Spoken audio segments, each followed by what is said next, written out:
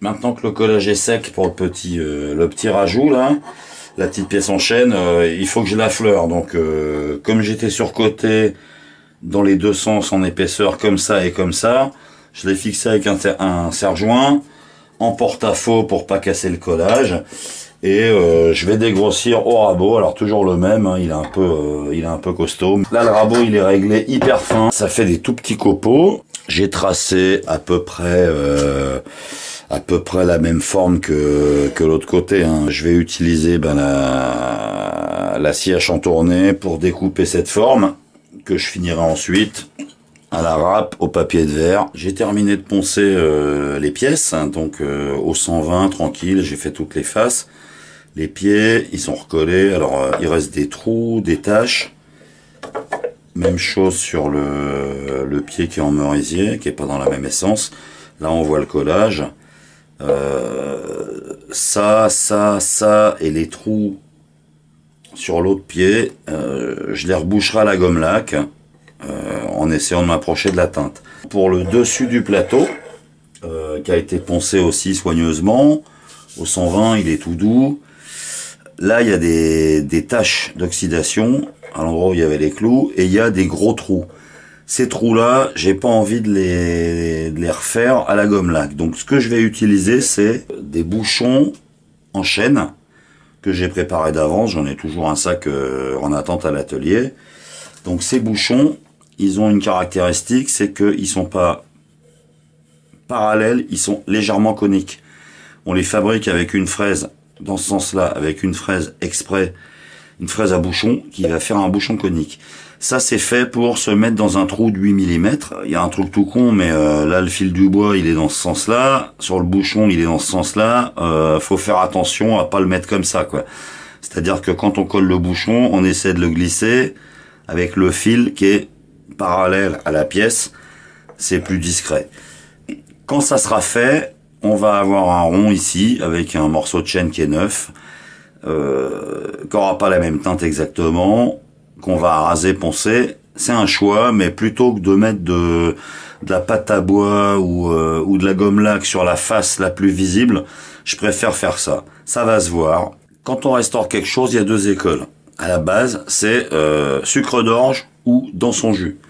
Sucre d'orge, ça veut dire que l'objet restauré, il sera encore plus beau après la restauration que quand il était neuf, sorti de l'usine. Vernis brillant, peinture impeccable, etc. Dans son jus, c'est on laisse tout, les marques, les coups, les chocs visibles. C'est-à-dire qu'en fait, on est plus proche de ce que ferait un conservateur de musée qui fait surtout touchez pas à l'objet, laissez-le comme il est. Là, je vais faire un truc entre les deux. C'est-à-dire que il sera pas sucre d'orge, même si j'espère faire une finition propre.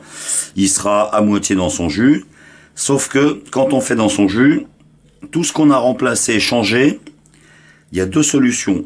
Soit on essaie de le camoufler, c'est-à-dire qu'on veut planquer le fait que c'est une pièce neuve, et que en faisant ça, moi je considère qu'on va tromper les gens qui vont le regarder. C'est exactement comme sur cette pièce-là. Il manquait un morceau, je l'ai remplacé, ça c'est du chêne, ça c'est du chêne. Le joint est nickel, sauf que ce chêne-là, il est récent, celui-là, il a 50 ans. Il a pris une teinte, c'est pas le même.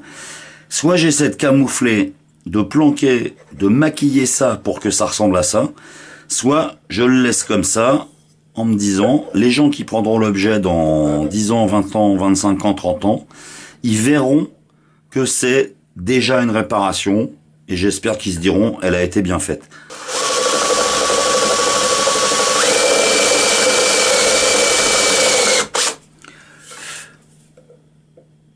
Pour la finition, on va utiliser de la gomme laque. Donc là, c'est liquide.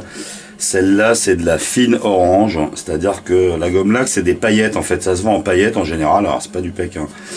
Ça se vend en paillettes qu'on met à dissoudre dans de l'alcool à vernir. Dans une bouteille avec des billes, on laisse au moins 48 heures. On remue régulièrement. Et quand toutes les paillettes se sont dissoutes dans l'alcool, on verse à travers un filtre. Alors l'idéal c'est un bas, un vieux bas si vous avez, ou un truc très fin pour enlever les impuretés. Celle-là je l'ai préparée il y a 4 ans, plus de 4 ans, je m'en sers très peu, hein. Elle est encore utilisable. L'alcool ça sert à deux choses, à préparer la gomme laque, la matine, et ça va aussi servir régulièrement à humidifier ou à diluer la gomme laque quand elle sera dans son tampon et qu'elle sera un petit peu épaisse ou qu'elle va être mal dosée. Si on utilise de la gomme laque, forcément il faut de la mèche coton. La mèche, là j'en ai pour jusqu'à la fin de ma vie. Ce qui est rigolo, c'est qu'il y a marqué service conseil sur Minitel 3616 code Nordin. Alors c'est pas un site de rencontre, hein, mais je me dis que leurs étiquettes elles sont très très vieille parce que ça je l'ai acheté il y a 6 ans. En complément de tout ça, on va aussi avoir besoin de laine d'acier. Là j'ai deux grains différents, hein, de la très fine, de la moyenne. Ça sert à égrener, c'est-à-dire que quand on aura passé la gomme laque, la matine, qu'elle aura durci, on va venir frotter gentiment. Égrener, ça veut dire enlever les grains. J'ai préparé un petit morceau de coton, ça vient d'un vieux slip, mais propre. Et j'ai également préparé une boule de mèche, faire un tampon que je vais pouvoir tenir dans la main, chargé avec de la gomme laque et de l'alcool, que je vais pouvoir passer sur les pièces. Là, je vais imbiber le tampon par au-dessus, pas par en dessous, avec de la gomme laque diluée. J'en mets un peu beaucoup au début parce que faut le charger. C'est le premier, je le replie, passer le par dans le coton. J'en ai sur le gant. J'en ai trop, c'est trop épais, ça va accrocher, ça c'est pas top. Donc je vais mettre un chouïa d'alcool, d'où l'autre bouteille. Et votre tampon, quand il a servi, qu'il est encore mouillé, imbibé de manière homogène, vous le jetez pas. Pour le conserver, vous le mettez dans un pot hermétique, quelques gouttes d'alcool au fond pour éviter que ça durcisse, sauf si le couvercle est soudé au bocal, vous pouvez l'utiliser un an après. Là j'ai mis 2 couches de très fines de gomme laque avec le tampon. Maintenant je les prends à la laine d'acier, très fine aussi, 000, juste pour égrener.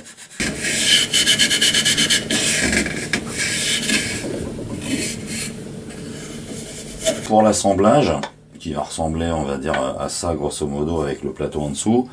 J'ai pas envie de mettre des vis à l'extérieur qui seront visibles, donc je vais plutôt monter ça avec du tourillon. Donc c'est du tourillon en hêtre, hein. Celui-là il est cannelé, c'est du 8 mm. Donc il faut que je perce, je vais planquer ça, il faut que je perce 2 trous là et là, pour enquiller un tourillon, et les deux mêmes ici et là. J'ai un jeu de pièces de centrage et de bacs de réglage de profondeur avec une clé Allen que j'ai jamais utilisé parce que à l'atelier je travaille pas avec du tourillon, hein, voilà, mais je les avais, donc je vais m'en servir. Il y a différents diamètres, du 6, du 8, du 10. Là on est sur du 8 mm, donc je vais me servir de ça, c'est-à-dire que ça va me permettre de la première étape, ça va être de percer au milieu évidemment, un là, avec une butée de profondeur pour tout simplement pas traverser quand on perce. La butée elle est réglée pour que ça traverse pas non plus sur l'autre pièce. Là j'ai repéré ici un trait de crayon là, un trait de crayon là, les endroits où je pouvais percer sans traverser, donc c'est surtout ici il n'y a pas de problème, le plus près possible du haut mais pas trop pour garder un peu de matière ici. Maintenant que j'ai mes positions, faut que je fasse un trou centré, donc j'ai ressorti c'est à peu près là mon trusquin. Je vais m'en servir pour tracer le centre. Ça fait 14, j'ai réglé le trusquin à 7 mm. Je vais simplement rayer.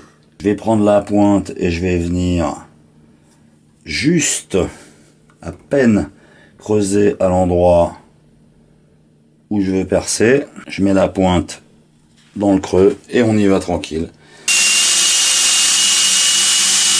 Petits accessoires là, pour le centrage des trous, en fait ils viennent comme ça, et quand je vais présenter l'autre pièce, j'aurai qu'à appuyer un petit peu. La loi de Murphy s'appliquant, la première pointe elle tombe ici et la deuxième elle tombe ici, en plein dans le collage à l'araldite.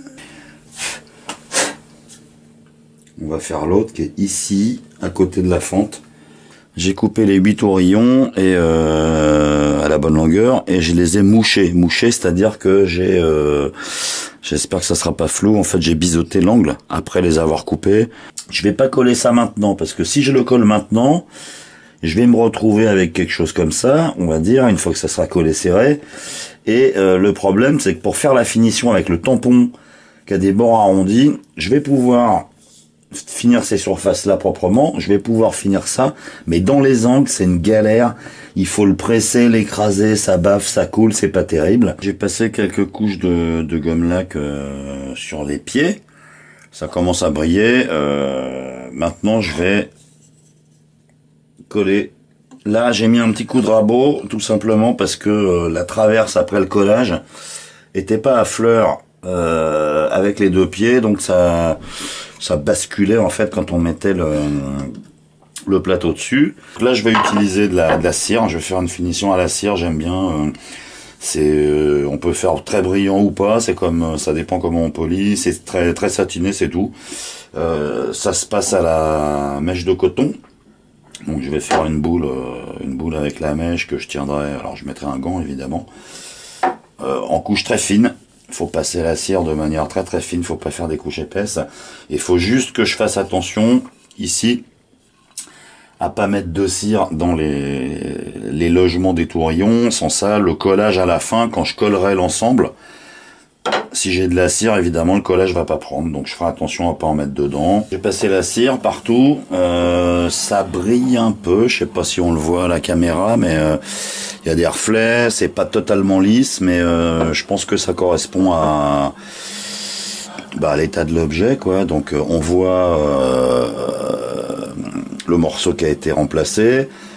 J'ai un regret, c'est ça, c'est les bouchons. Alors pas parce que j'ai bouchonné, hein, parce que je trouve que c'est mieux comme ça qu'avec les trous de clous.